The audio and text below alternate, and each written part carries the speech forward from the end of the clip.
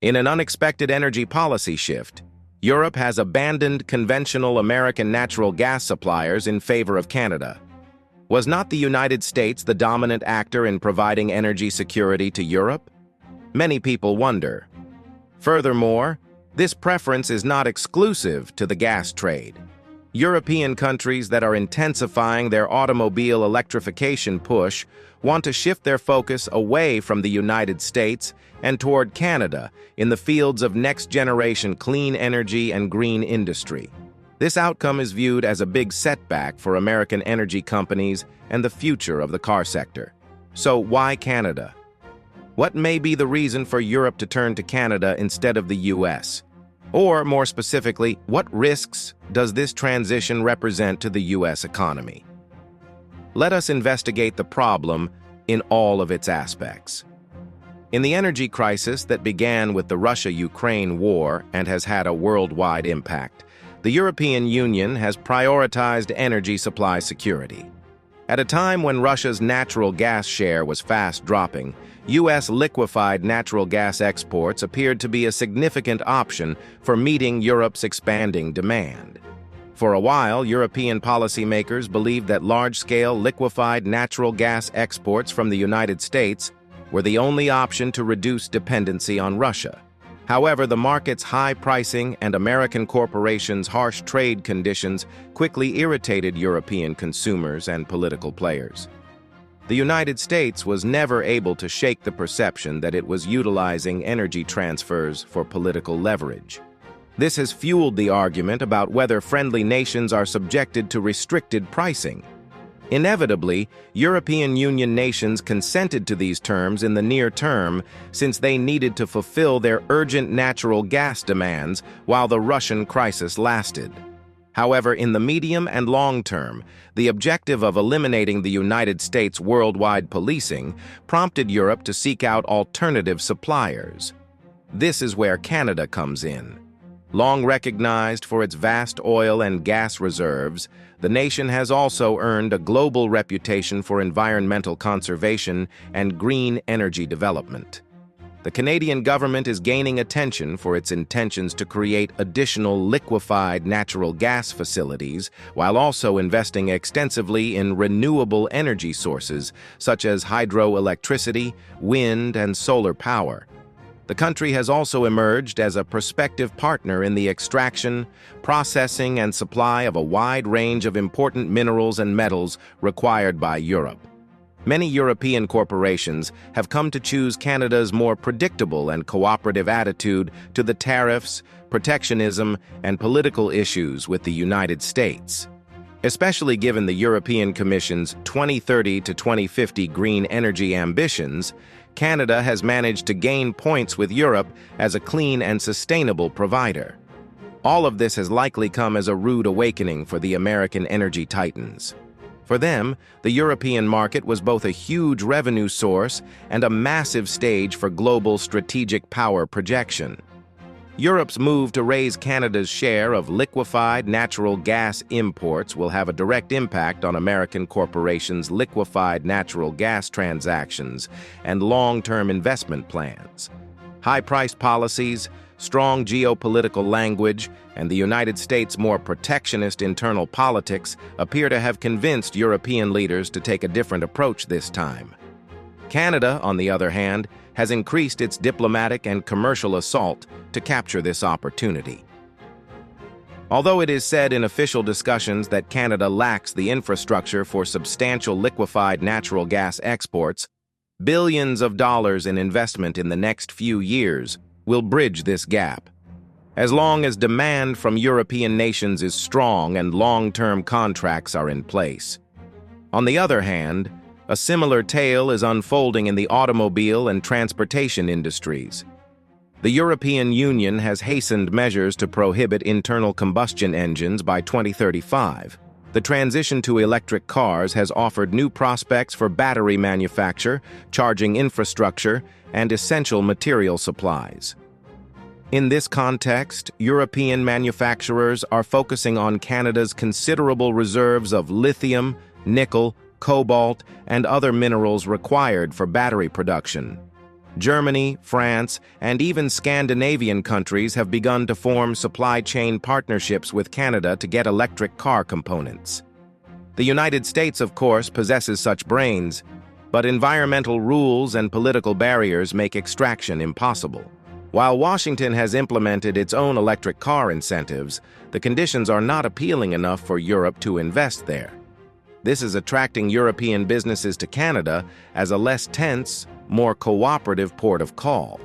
As for how the United States will react, Washington is understandably angry. But official remarks are diplomatic. Europe makes its own independent decisions. We always back our allies. Nonetheless, the lobbyists of American energy firms and the car industry are uneasy since these trends will result in a loss of revenue in the medium-long future. Shifting demand from a large market like Europe to Canada risks hurting the United States' worldwide competitiveness. While Europe is focused on achieving carbon neutrality through the Green Deal and other environmentally friendly initiatives, Canada must also be recognized for its leadership in green transformation.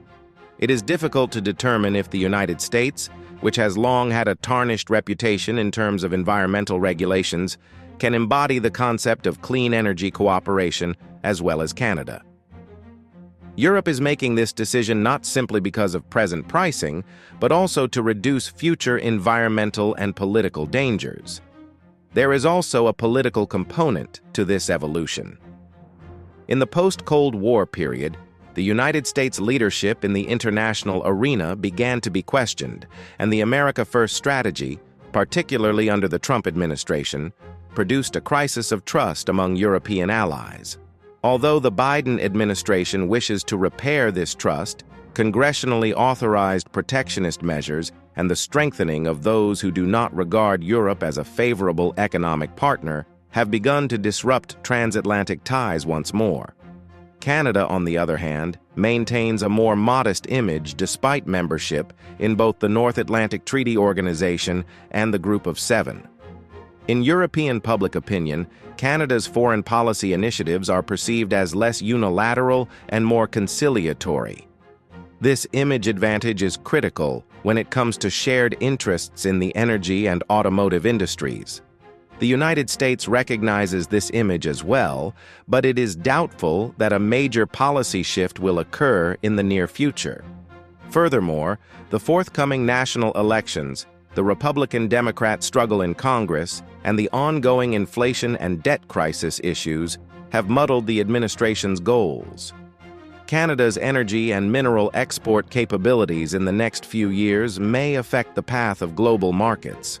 Until today, Canada's oil and natural gas exports were mostly headed for the United States. The country's geographic proximity and extensive pipeline infrastructure aided the U.S. market.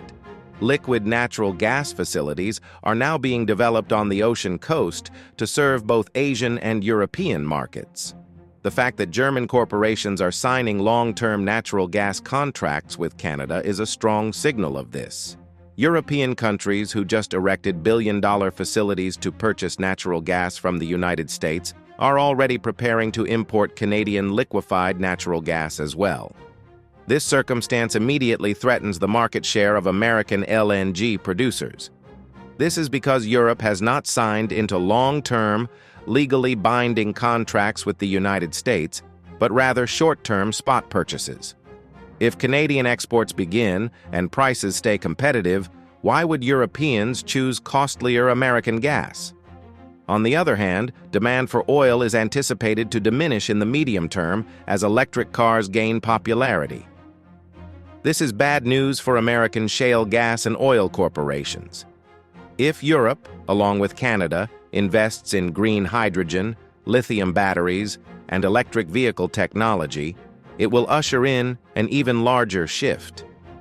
Perhaps in the near future, the major American automakers will lose considerable market share and face greater tariffs and stricter emissions rules in the European market.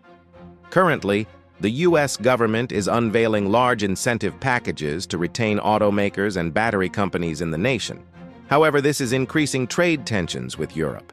American firms that have been hesitant to produce in Europe may be pressed even more by new EU regulations. Canada, on the other hand, despite its geographical distance from Europe, is gaining popularity among Europeans because it is less aggressive in trade deals than the United States. One of the most important problems in this new course is environmental laws and sustainability. Europe and Canada are increasingly closely aligned on the Paris Climate Agreement and other environmental measures. Canada, in particular, is attempting to implement stringent rules for the conservation of forest assets, hydropower potential, and land regions.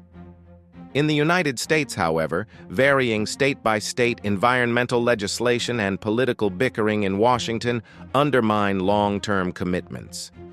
Europe is not just considering the green transition in terms of energy supply. It is a large undertaking that affects many aspects of the economy, including industrial operations, transportation, construction, and agriculture. In this situation, collaborating with a partner like Canada becomes more appealing in terms of green technology transfer and cooperative R&D initiatives. Of course, all these changes do not open the door to extreme interpretations, such as, is the United States empire coming to an end? However, a reduction in Europe's energy dependency on the United States, a shift in trade balance, and a tilt toward Canada in technology collaboration might all play a role in reducing Washington's global influence. This dilemma takes on a new dimension at an era when new Cold War scenarios are being debated and the competition between China and the United States is heating up. While Europe remains strategically close to the United States on military and security problems, it seeks to expand its alliances in economic and energy sectors. Canada's involvement in this plan is increasing. For example, Canada's tight defense connections with the United States on the one hand, and its acceleration of green energy projects with European partners on the other, may result in a new interpretation of US-Canada relations. Time will tell if there will be a conflict of interest, or if the United States and Canada will downplay the issue by claiming that we are still part of the North American common market. What is evident is that Europe does not want to be as reliant on the United States as it once was in the energy and car industries. This has political and strategic implications, as well as economic ones. Protectionism discussions with the U.S. High liquefied natural gas costs and a turbulent domestic political climate have left Europe indecisive. Canada, on the other hand, provides a generally stable option that is ecologically benign and more flexible in trade deals. For some, this is Europe's second peril of reliance, following Russia. Others view it as the precise diversification plan that Europe is seeking. Time and real outcomes will determine which is correct. To summarize, in this new period in which Europe has chosen Canada over the United States, American gas producers' expectations for permanent large liquefied natural gas contracts in Europe are unlikely to come true. While American automakers struggle with Europe's environmental regulations, favorable news about the Canada-Europe alliance is spreading. How do you think this will turn out? Will the United States take other efforts to entice Europe back? Can Canada truly continue to be a cleaner and more trusted partner? We'll be watching to see where this global energy game goes and how new technology and political alliances emerge. Please share your opinions in the comments. You may help us by subscribing to our channel and enjoying our videos. See you in fresh advancements, and farewell.